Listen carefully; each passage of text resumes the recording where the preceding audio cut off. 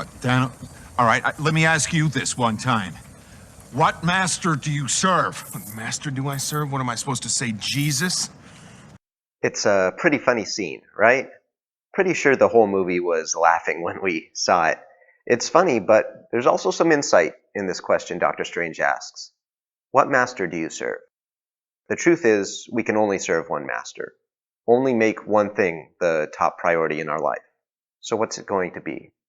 There are a lot of things in this world fighting for our attention. And looking back at the Sermon on the Mount, we see that Jesus has laid out a lot of difficult challenges for each of us.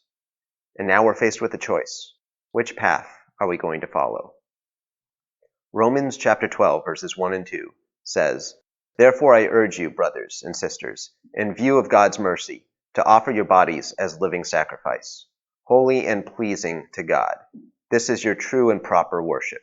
Do not conform to the pattern of this world, but be transformed by the renewing of your mind. Then you will be able to test and approve what God's will is, his good, pleasing, and perfect will." At the end of the day, that's what it's all about.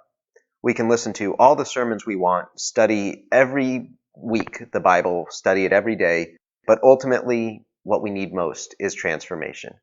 We need God to work in us, renew our minds, focus our hearts, and change our attitude.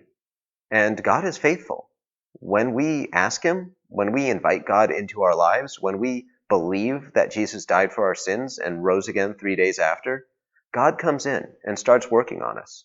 Bit by bit, we find ourselves transformed and our desires change. We start to understand things about God and the world that we didn't understand before. And we start having a new hope growing in us. We're going on break the next few weeks while I'm away, but during that time, I want to challenge each of you. Spend some time in prayer, asking God to transform you, to renew your mind, and align your heart to his, and see what happens. We're not saved or transformed by our own hard work or good deeds. We're saved by grace through faith. And that salvation doesn't leave us unchanged. It transforms us. We get a new master in our lives, someone who only wants what's good for us. So don't settle for anything else.